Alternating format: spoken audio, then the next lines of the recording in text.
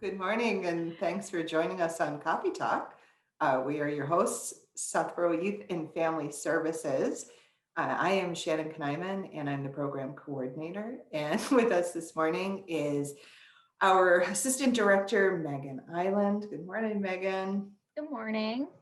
And generally, we have Sarah here, but she's not able to be with us. And you can tell because she's generally our tech guy and I don't know what I'm doing. So we may be talking to ourselves. We might be pretending that we're doing a talk show this morning, or we may have millions of viewers laughing at us right now. So it's all good.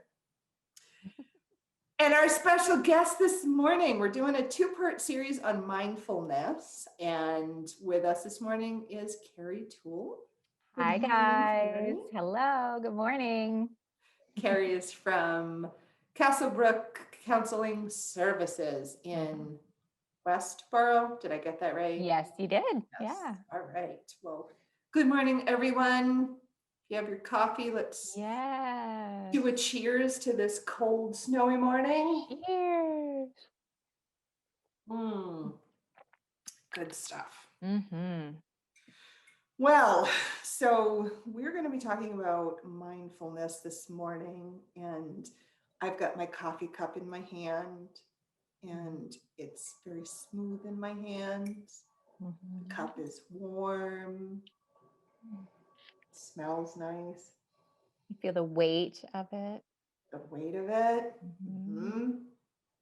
So this is a little mindfulness exercise that we're doing. Yeah.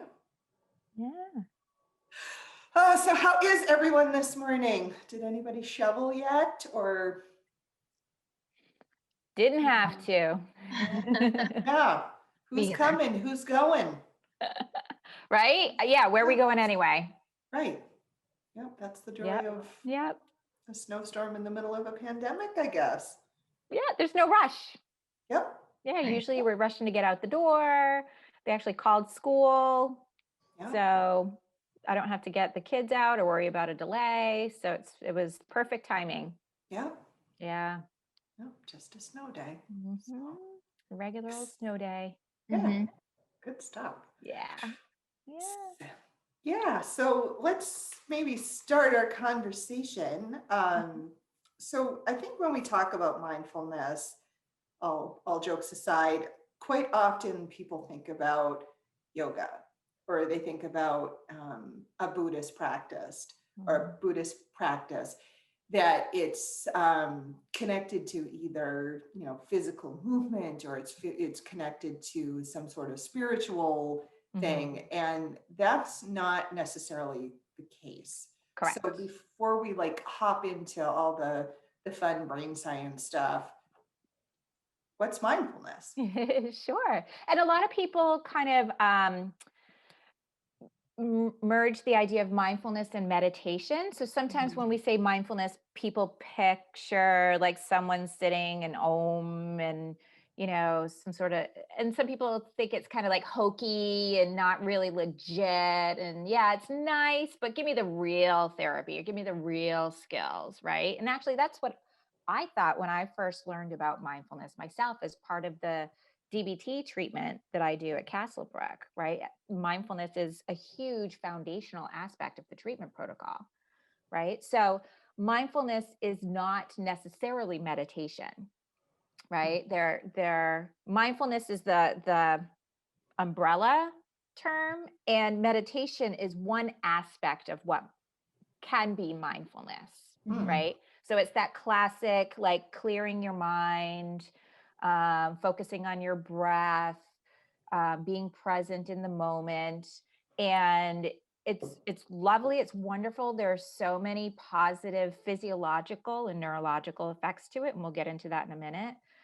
Mindfulness itself can also be mindfulness in movement, mindfulness in a task. You can mindfully sip your coffee, right? And just be really present in just what that experience is without judgment and without jumping ahead in terms of like where your brain is in terms of a time that doesn't exist yet, and it's not behind in terms of a time where we're not in anymore. That time has already passed. We're staying just in this present moment without judgment and just experiencing it. Hmm. Right. And you can do it doing anything. You can sit, you can breathe, you can pick your nose mindfully. Like you can do anything mindfully. It doesn't have to be like a formal mindfulness exercise.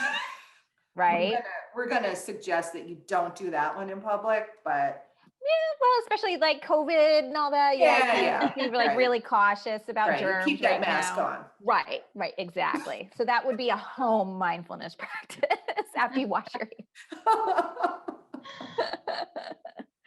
but you can have fun with it like that, right? So some of the Yeah. mindfulness exercises I do with my groups are, I was just looking, I have like a one of those picture finds from highlights that I'll Mm, put up on the screen, or I'll tell a riddle and they'll have to mindfully experience what it's like to puzzle through the riddle, mm, right? And then the mm. classic breathing, you know, opening your mind and being present, classic kind of mindfulness stuff too. So you can do it's you name it and it can be done mindfully. It's great. Hmm. Yeah. Yeah. So I think that this practice can really help with cognitive restructuring, which is, thinking about things in new ways, which is a really good tool for dealing with anxiety and depression. And sometimes in our department, we use the term neuroplasticity when we're Mm-hmm. talking about it. Mm-hmm. So how would you define neuroplasticity? It's something that's like actually happening in the brain. What's the neuroscience behind Yeah. that? Yeah. Yep. So the brain itself, it's fascinating and we don't know all the bits and pieces of it. The human brain is constantly adapting, right? And it's not just human brain, anything with a brain. The brain itself as an organism, as an organ, right? Do you know the brain is the only organ that named itself, right? So, Boom. right? So, so it's constantly taking in the experiences we're having right now and kind of adding it to the soup, if you I kind of visualize it as a soup of experiences, and it changes the flavor and it alters things, and it's constantly growing new things and paring back things that it doesn't use anymore, and so it's a constant evolution based on that human's current experiences, right? So when we get into this pattern, and we see this in therapy a lot, right, where sometimes our brains get into this loop of um, thinking the negative, if you will, right, the painful stuff, and we kind of loop around it, and it comes to mind all the time, and we have this confirmation bias that humans have, that we have a day of experiences, and if you're going to view it through a lens of painful stuff, you're going to find all the reasons to support why you feel that way. If you view it through a more enjoyable lens, you're going to find all the reasons why it makes sense you felt that way. And it's the same day. And it's not as simple as just choosing it. I'm not saying that at all. Um, it just, the brain kind of seeks the thing that makes sense in that moment. So we can use this thing that our brain does naturally to restructure it, right? To build more enjoyable experiences and to be present in those experiences. And that's really the key. It's not just going out and going for a walk, right? Because if you go out and go for a walk, but your brain is like, oh, this is miserable and and all these things that happen, you're adding more of the, challenging stuff to your soup, right? If Mm. you go out and you have your walk and you're noticing, it doesn't have to be a huge enjoyable thing, right? It can just, because that stuff just doesn't land in our lap every day, right? Sometimes we have to go out and make these things happen, make these enjoyable moments happen, make these mindful moments happen. and to be really intentional about experiencing them, right? So to take your coffee and to feel the warmth of the mug and to feel the weight of the mug and smell the coffee, right? It's just a little pleasantry in your day. And if you can really engage in that moment and be present without judgment and make sure your brain doesn't go racing ahead to things on your to-do list or things that you didn't get to, just be right here, right now. That allows the brain to have some quiet, to reduce stress responses, right? When we're stressed, our brains release cortisol, which is stress hormone, and it's an inflammation response, right? So the more we let our brains kind of have that of just being in this moment, the more it reduces our blood pressure, our stress, inflammation in the brain and body, and builds up those more peaceful, enjoyable experiences and adds those to the soup of how our brain is how our brain is evolving. Does that make sense? That was a lot. It does.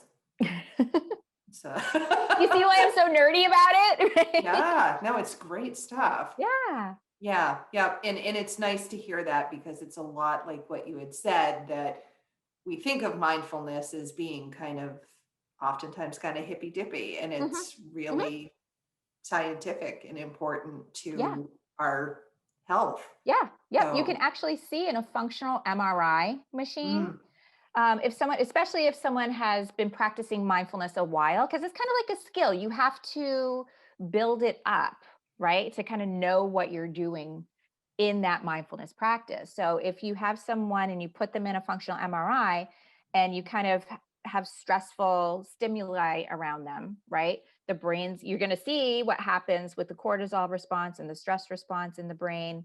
And then if they then are directed to practice mindfulness, you can see that amygdala in the brain, that fight or flight reactivity part of the brain will start to like calm down, basically.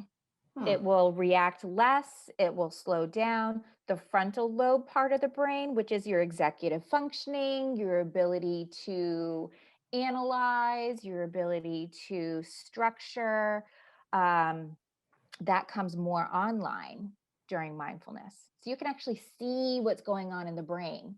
Wow, technology, right?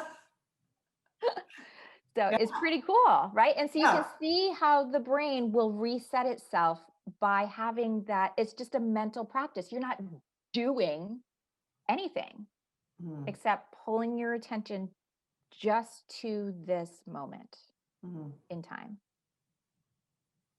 Yeah, It's pretty cool. great. Yeah. Yeah. So we're talking a little bit about like stress reduction. So we all know that in terms of mental health, stress reduction is super important. Another piece of good mental health is going to be emotional regulation, which in our office, that's just, a word that we use. Yeah. But your everyday guy, if we say emotional regulation, might be like, I have no idea what you're talking about. Right. So I was wondering if you could speak to what is emotional regulation? What does it mean to someone who's never heard the term before? And then how does mindfulness help with emotional regulation? Right. And what's going on in your brain? Right. Got it. Yep. So the first piece about what is emotional regulation, a lot of people might assume, oh, I have to regulate my emotions better. That means I have to shut them down, or I have to mask them, or I have to make them smaller, right? And that's kind of the opposite of what real, true emotion regulation is, right? Emotions have peaks and valleys, right? And we have different intensities depending on the situation, depending on our life experiences, depending on our own biology, right? And I get super nerdy about high sensitivity individuals, right? Individuals, those of us wired with We have a higher sensitivity to emotion. We have a higher empathy.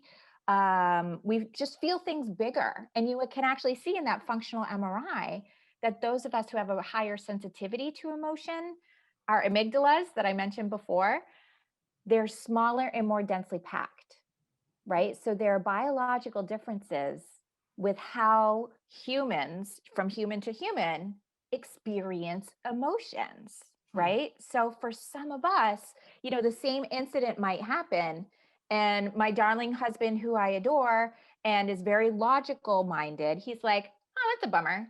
And I'm like devastated for 3 days, right? And it keeps looping in my head. It's literally how I'm built and how my brain is built, right?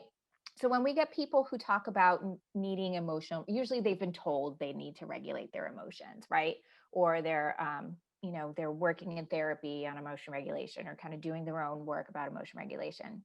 What it really is about is noticing those peaks and valleys and using your mindfulness. And this is how it all weaves together, right? Using that mindfulness, that instead of picking your nose mindfully, you start experiencing your emotions mindfully, right? And noticing what your body is telling you, what physical sensations you're experiencing in this incident where you might be experiencing anger or shame, right? What thoughts are coming into your brain, right? Because just because you think it doesn't mean it's true.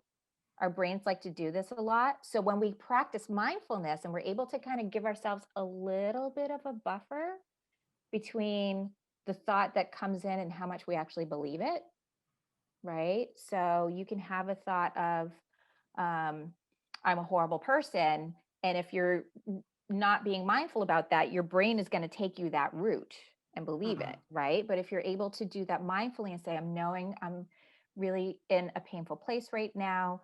I'm noticing I'm having the thought that I'm a horrible person, right? It's the awareness of what's going on in your brain versus just being in it, right? And we use a metaphor. We use a lot of metaphors in the work that we do in DBT. And I love this metaphor of mindfulness and awareness of emotions in order to regulate them is kind of like being in the middle of a thunderstorm, right? And if you're not being mindful and the emotions are kind of running the show of your decisions and your impulses, right? You're in the storm and you're getting drenched and soaked, and it's dangerous, and lightning strikes and all this stuff, right?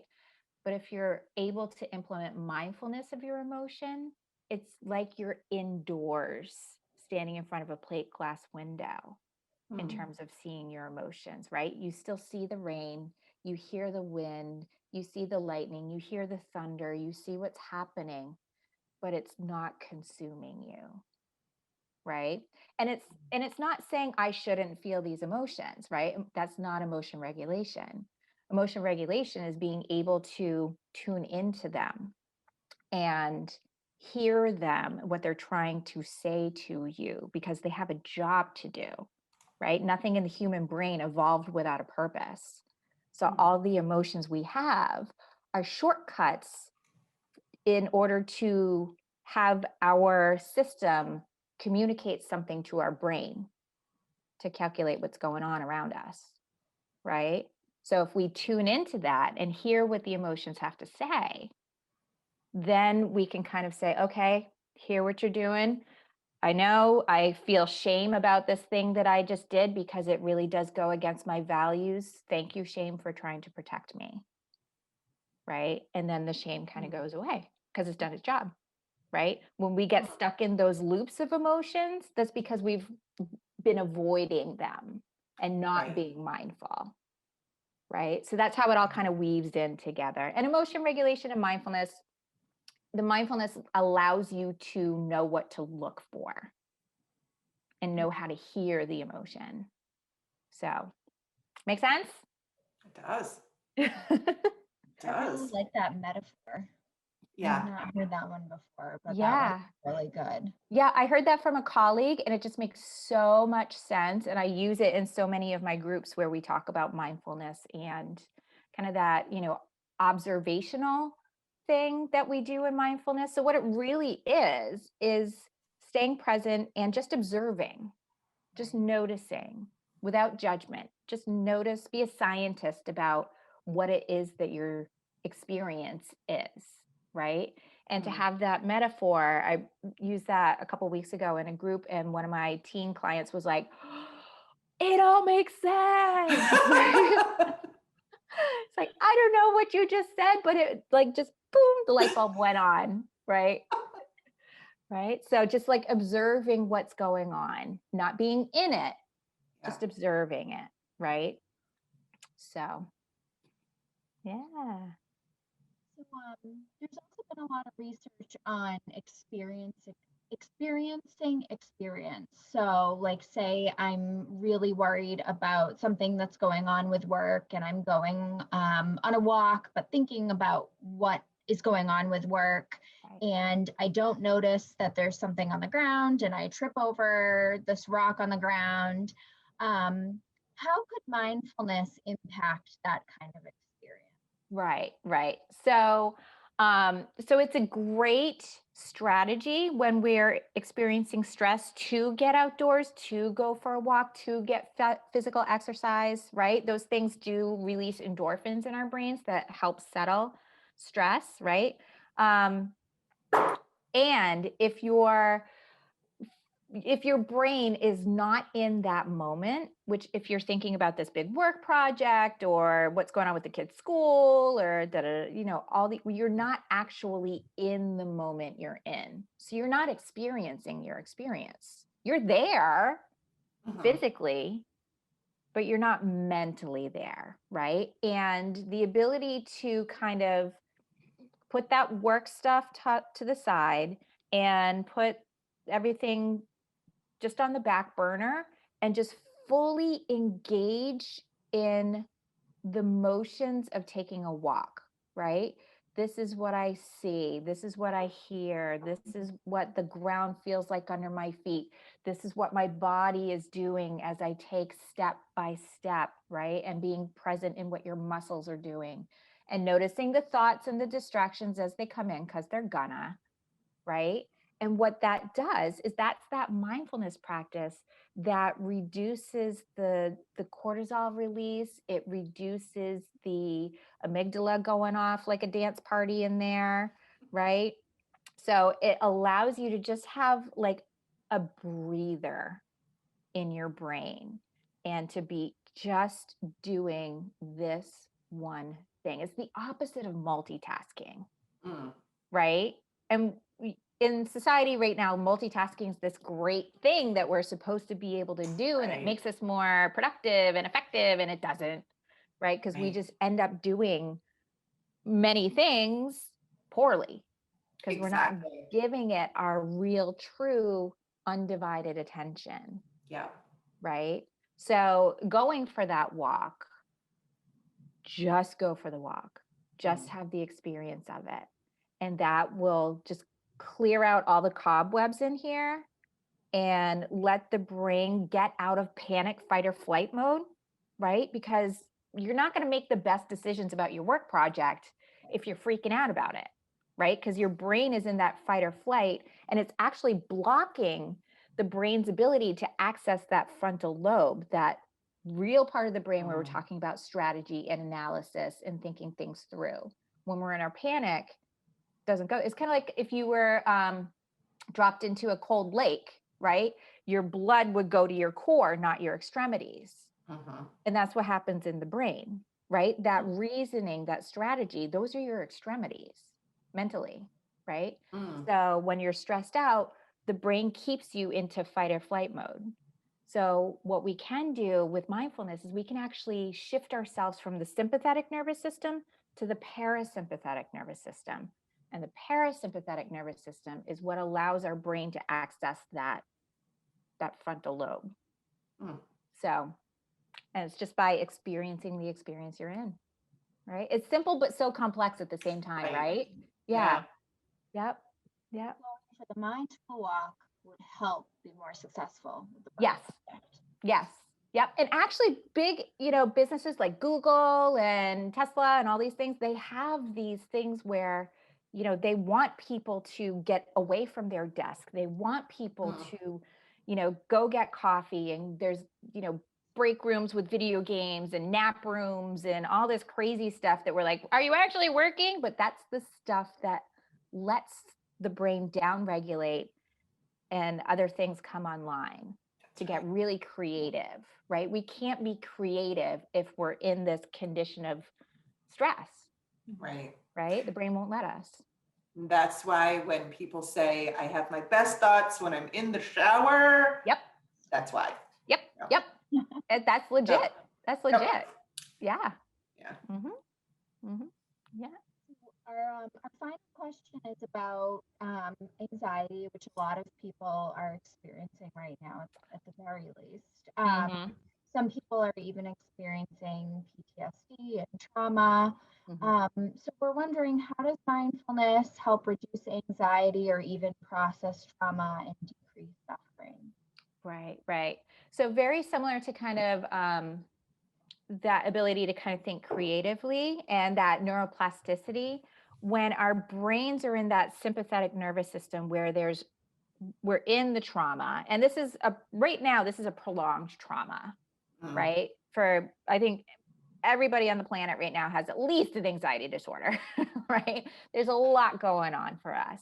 And, being able to recognize that the environmental stressors are kind of, triggering that sympathetic fight or flight. It's actually fight, flight, freeze, or fawn, which are those kind of reactions to a lot of stress, right? And our brains just have a hard time focusing or paying attention to things that do help us reduce stress.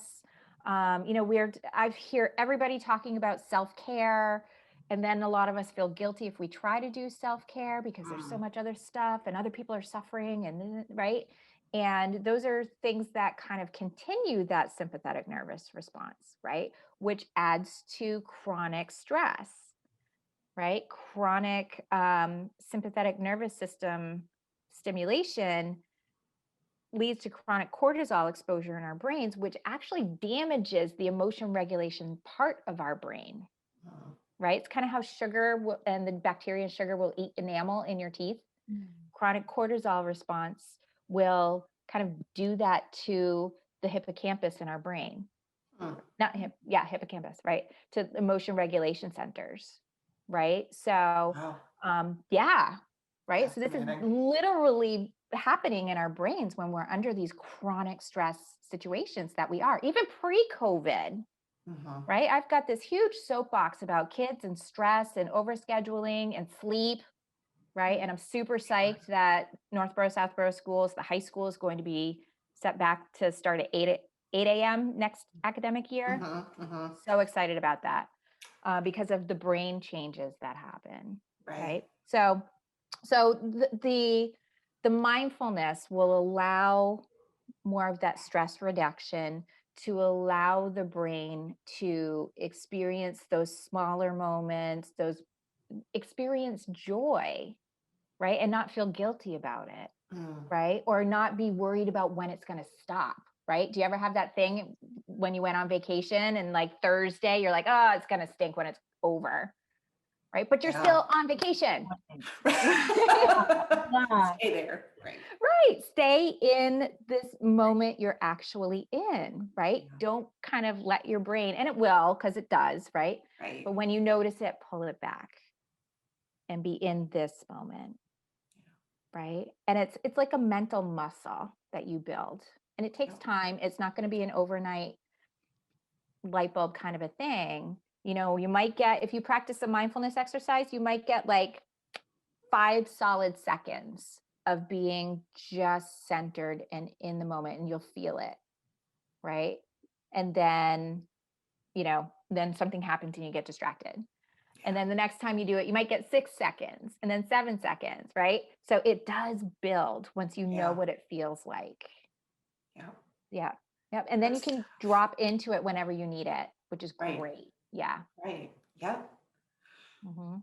Well, we are out of time. We could have talked about, as usual, with everything that we do, we could have talked about this for another 2 hours, Yep, easily. Yeah. but we can't. So thanks for being here, Carrie. This was Sure. fantastic. So again, this is Carrie Toole from Castlebrook Counseling Services.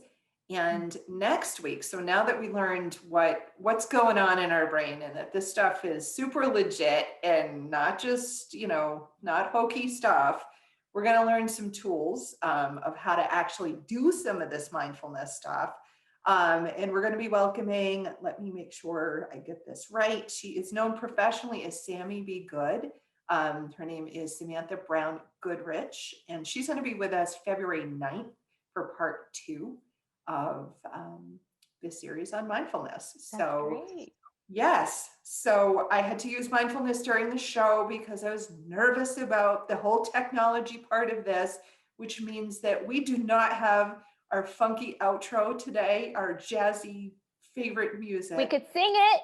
We could sing it, but we won't. So we're Aw. just going to say thank you for tuning in, and we'll see you next week.